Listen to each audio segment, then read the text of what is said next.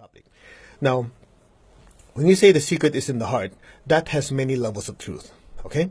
So we'll just touch on a few things. Number one, psychologically or emotionally, you already know, the center of your chest, there's an energy center called the heart chakra. So this heart chakra is the chakra of love, mercy, compassion, happiness. Most of you know that already. It's the chakra of unconditional love. Now, let me clarify what unconditional love means. If you touch the center of your chest, this is the origination point. If you will, it's like a flower coming out like this, blooming. That's the heart chakra. Okay? Now, right below it, if you touch your heart center, the center of your chest, go down to the soft spot below, feel that area that dips in between your ribs, that's the solar plexus center. Now, the solar plexus center is also a chakra of love. The difference is, the heart chakra is love for others, the solar plexus is love for oneself. Okay? So you have this constant dual between the two. You have the heart chakra, love for others, the solar plexus, love for oneself. You know, you heard the saying, oh, this person is so loving, they'll give you the shirt on their back if you need it, right?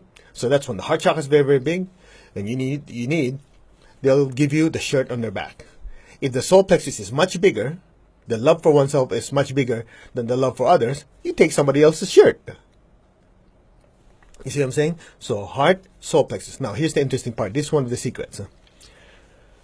You see, when you're all stressed out, the solar plexus is blocked. In other words, instead of being freely flowing, it gets clogged with negative emotion.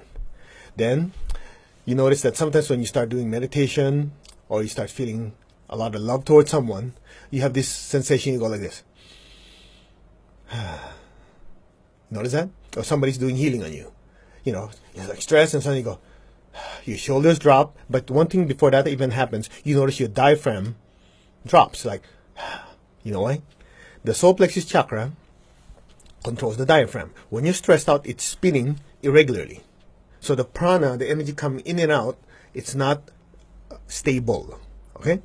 Now, when the heart chakra is very, very activated, since the one is the higher emotional chakra, one is the lower emotional chakra, there's a certain interesting triggering mechanism. That's one of the secrets. In other words, instead of saying, I don't want to have stress, I don't want to be angry, if you simply stimulate the heart center, feeling love, having compassion towards others, or just simply thinking of someone you really care about and dwelling on those feelings, guess what happens? As this gets stimulated, it triggers the solar plexus to start releasing. So that's the first secret.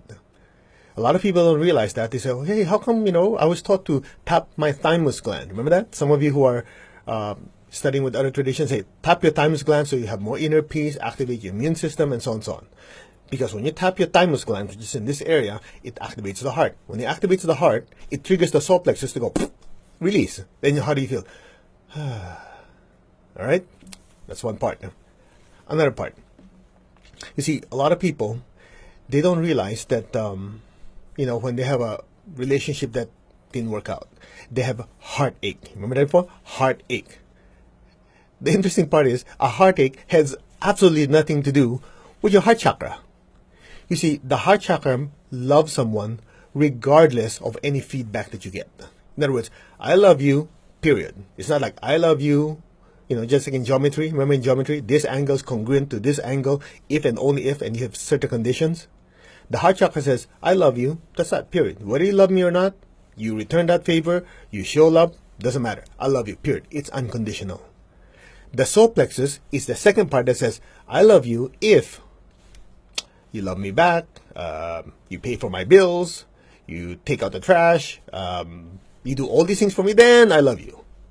That's the solar plexus, because you have the love for others and the love for oneself. A lot of people without this distinction don't realize the two are constantly working together.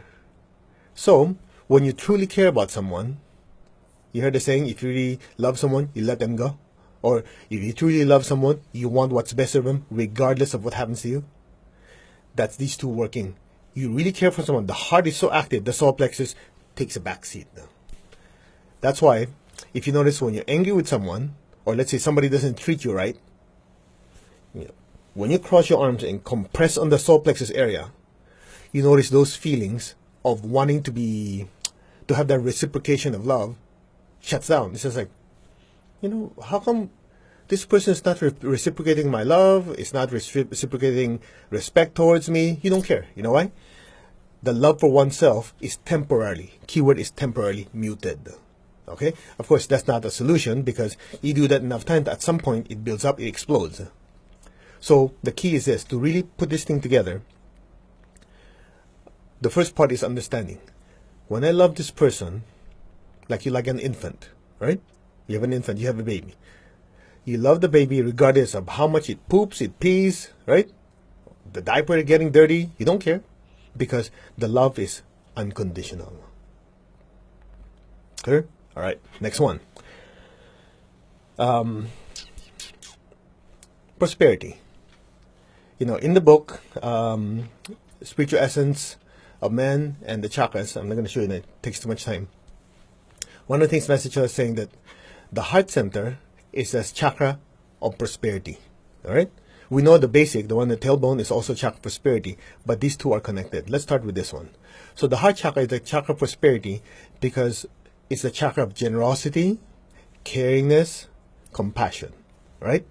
Now, let me introduce something for the people who are new. A lot of you who have studied the chakras always associate the heart chakra as being green. Remember? You start from the bottom like a rainbow. Red, orange, yellow, green, blue, right? Green. In reality, if you have a good clairvoyant look, there's absolutely no green energy inside the heart. In fact, the heart chakra only has two main colors. Okay, this is from the Achieving Oneness book. If you look at the heart chakra, it's red and gold. This one, what I'm pointing, red and gold. All right. Now, why red and gold? I don't know. I was not the engineer, but anyway. But you can see by the effects of it. For example, press the center of your palms. Put your hand like this. Now, just feel from far out here. Just say the energy of my heart center. Try it. All right. Okay. Once you feel even a sort of a something, now close your eyes. Imagine someone you love very, very dearly in front of you. Could be your spouse, boyfriend, girlfriend, your children, your parents, someone you love very clearly, very, very dearly. It could be even your dog, your cat, anyone. All right? Smile. Recall a happy event you've had with that person. Relive it in your mind. Re-experience the sights, the sounds, especially the feelings. All right? Stay there, stay there. What do you feel with your palms? Most of you will notice it's gently pushing your hands out. And if you're sensitive, you notice there's a gentle warmth, right? Okay, put your hand down, open your eyes. So, you see, when you love someone, when you care about them, the heart center starts expanding. When you say expanding, that means it's drawing a lot of energy, its energy is going out, it's pumping. So when it pumps, since this chakra, it's like a propeller. You know, like a fan has blades. Each of the blades and the chakra itself is made of energy. So when it starts having lots of energy coming in and out, these blades, since it's not physical, start to have more and more energy. It starts expanding in width and it starts becoming longer. So if you're scanning your heart, the heart chakra expands. Now, since the color is reddish, you feel the warmth. That's why when you truly care for someone, when you're around them, they feel a loving, warm sensation. Here in the United States, you call it warm and fuzzy feeling. Because the heart chakra, the red energy is expanding, expanding, and that red gently turns into pink and embraces someone you love. Okay? That's why some people, they say, honey, I love you. You go, no, you don't. Why not? Well, I don't feel that warm, fuzzy feeling. Because if you're not sincere, the heart chakra doesn't expand to radiate that energy. All right? Next. Now, you heard of people say, wow, that person is so loving, he or she is so generous. That person has a heart of gold. You notice that? Because when a person's heart is so activated, and so the love is so unconditional, caring very little about oneself and caring a lot about that person at that particular time, the heart chakra spins so much it turns golden. That's why in this image here, you notice the heart chakra is red core, has a red core, and golden petals on the outside. Okay? Now, that said, so when a person's very loving, very generous, that heart chakra allows that person to generate a lot of good karma. You already know most of it. Whatever you sow, you reap, right? So St. Francis says, it is in giving that you receive. So this karma is like a, how do you call it, spiritual boomerang, if you like. Okay? Now, a lot of people say, I don't believe in it. Well, what you and I don't believe or don't believe doesn't change facts. You know, you don't believe in gravity, you jump off a building, well, you'll find out that gravity exists regardless of your opinion. I know that sounds harsh, but some people, they think, oh, I don't believe in that crap. Well, suit yourself.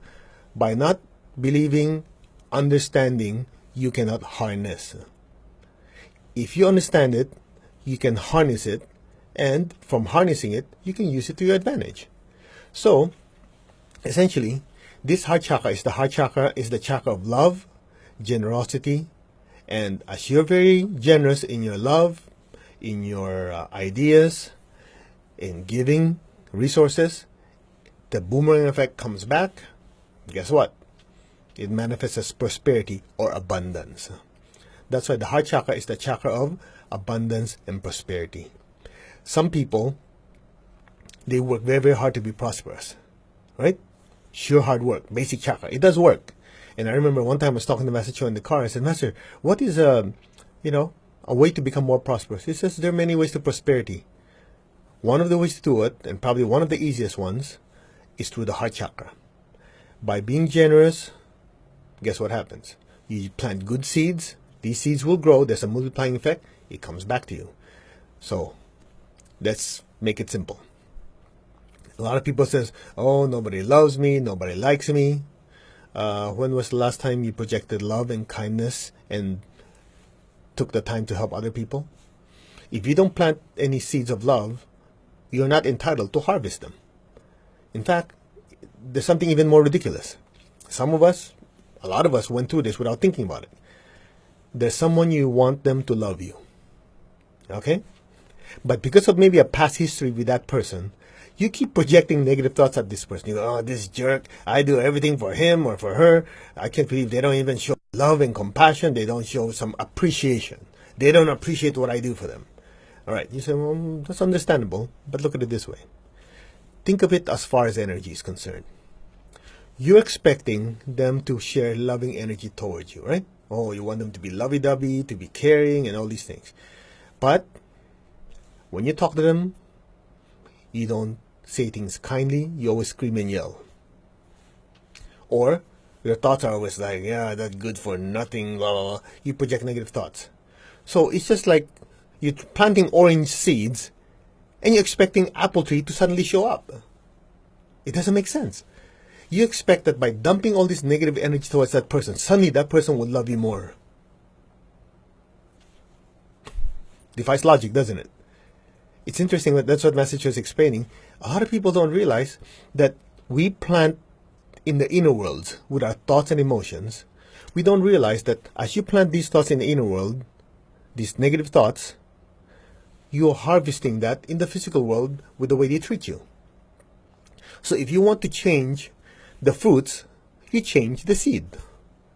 Some of you said it's obvious. Yeah, the question is how many of us are doing it? It takes a certain level of awareness. Awareness means the ability to catch ourselves. Oh, wait. I'm thinking negative thoughts about this person.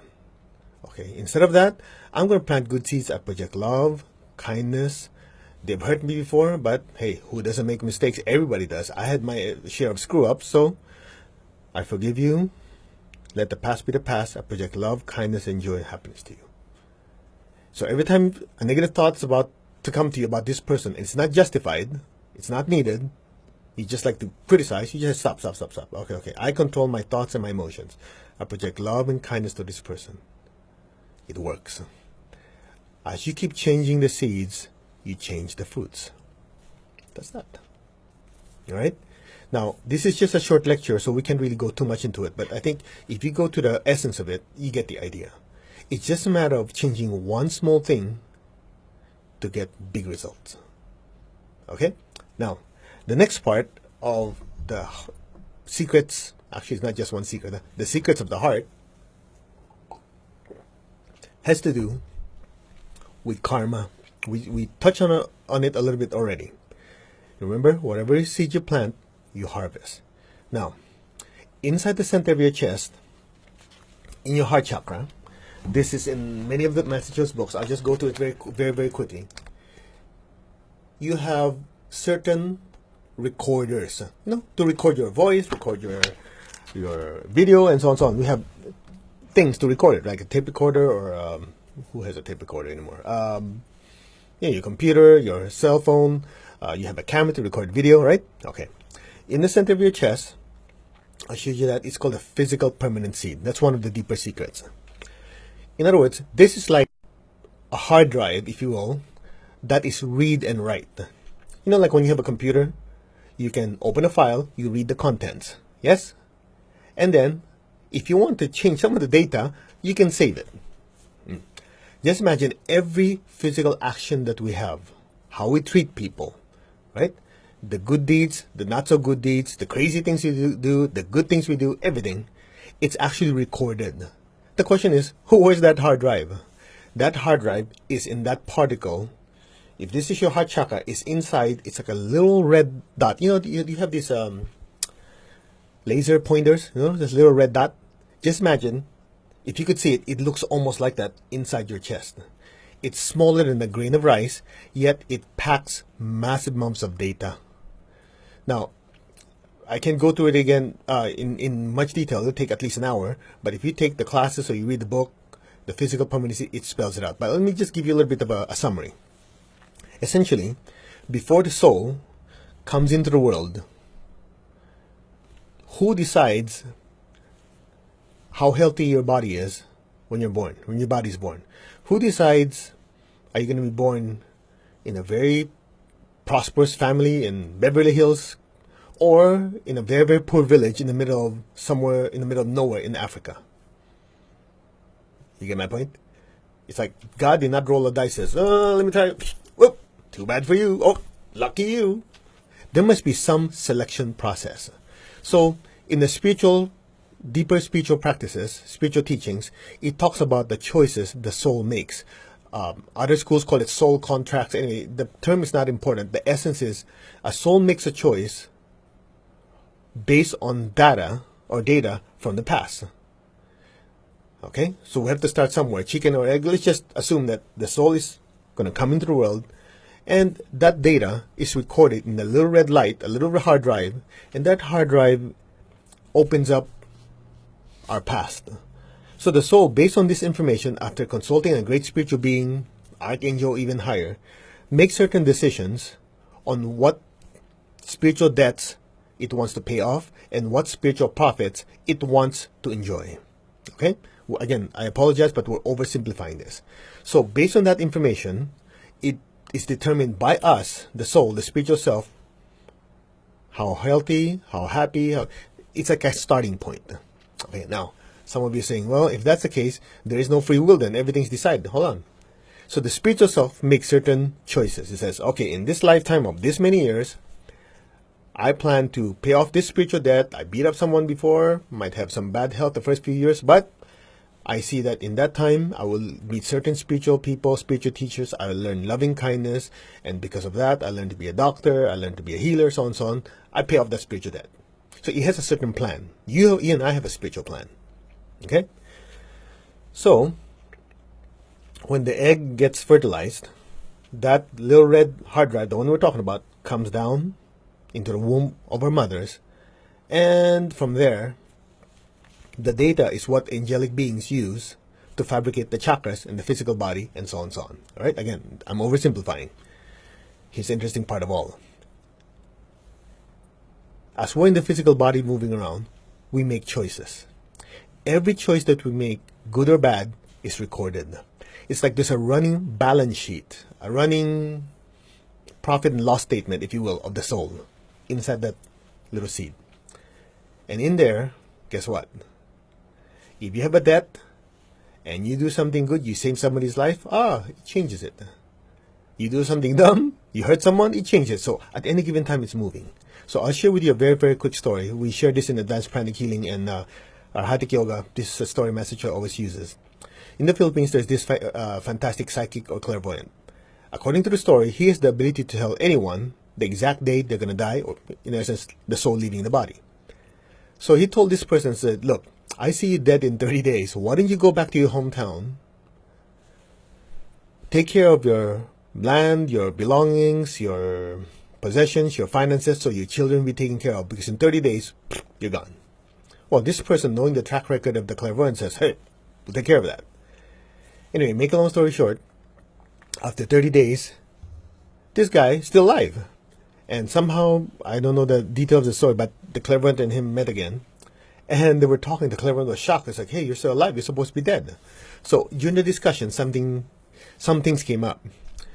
And the funny part is the person says, did what you told me. But a few things did happen. He said, on his way to his hometown in the provinces, it's the middle of nowhere. No cities, no anything. It's a stretch of empty land. There was a car accident, and he was the only one that was there. In other words, he came upon it. And there was no ambulance, no anything. So he knew if he didn't do anything, there's a high probability that person would die. So according to the story, he either took him to a hospital or called the ambulance. This part I'm not too sure, but in other words, he saved his life. The clairvoyant said, when you did that, you changed or you moved your death date. Okay? Then I was talking to one of my colleagues. He said, there's a second part of the story. Since this person thought his body's going to be dead anyway, he's going to live in 30 days. After he took care of his family, he had a lot of excess things. He gave it all to the poor. He said, I have no use for it. My family is happy. Gave it to the poor. So the clairvoyant said, when you did that second thing, a major thing, you move your death date again. Now, let's analyze this. So essentially, every soul has a certain specific death date. Or, instead of saying death date, we'll just call it departure date. Like you buy an airplane ticket, there's a scheduled departure time, right? Okay.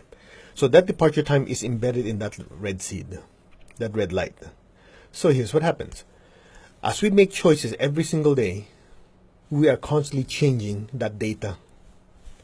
Any acts of kindness, you save somebody's life, so on, so on, so on. Any spiritual debt that is either paid or acts of kindness to actually go over and beyond helping someone, you are altering that data on a big scale. When someone murders someone, you know why murder is such a big sin or big mistake? Because every soul wants to advance in a certain incarnation or lifetime, right? When murder is done or suicide is done, guess what happens? You put that plan of learning lessons and spiritual evolving to a screeching halt. That's why it's a sin against the soul. So it's a big minus, big negative on that seed. Okay? Now, when you save someone's life, it's a big positive. It's literally mathematics. So even the soul has certain spiritual mathematics. Now, I hope you guys are okay with this. After all, the title of this is The Secret's in the Heart. And in this case, it's literally inside the heart. Energetically, of course. That said, let's put everything together. Why do we do what we do? Many things. Because we're good people. We try to be good people. We try to return to God. We want to experience the essence of God within us. God is love. God cares for people. And all the stuff you hear in every religion. Right? Okay. Now, to put it all together for you, it's quite interesting. If you look at this image, this is the heart chakra. Inside that heart chakra is that little hard drive, right? Okay. On this side, that is the crown chakra. If you look at the center of the crown chakra, okay, if you zoom in, which I can do it on this camera, the inside is actually a duplicate of this. Actually, in reality, this is the duplicate of that thing inside in the middle. Heart chakra, crown chakra. There lies the secret. So, the heart chakra is chakra of love. But what people don't realize is the chakra of love of the heart, the range of that love is usually to people we know or people we associate with. So it's the way Master Cho called it is called personal love. You love your children, your family, your cousins, and so on and so on. But the crown chakra is the chakra of impersonal love. Impersonal means you love someone regardless of you ever interact with them or not. Like someone is hurt across the world in a war, or starving in some city, or going through some calamity like an earthquake or a flood. The heart chakra, yeah, you feel kind of sad about it. The crown chakra says, wow, they're suffering. Let me do something. Let me give some money to charity. Let me do this. Let me do that. That's the crown chakra. So to simplify, this is human personal love. This is universal spiritual love.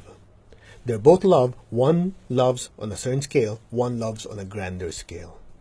There lies the secret of spiritual illumination. In order to trigger this guy, to allow spiritual energy to come down, to experience that oneness with God and oneness with all, the key is the one here.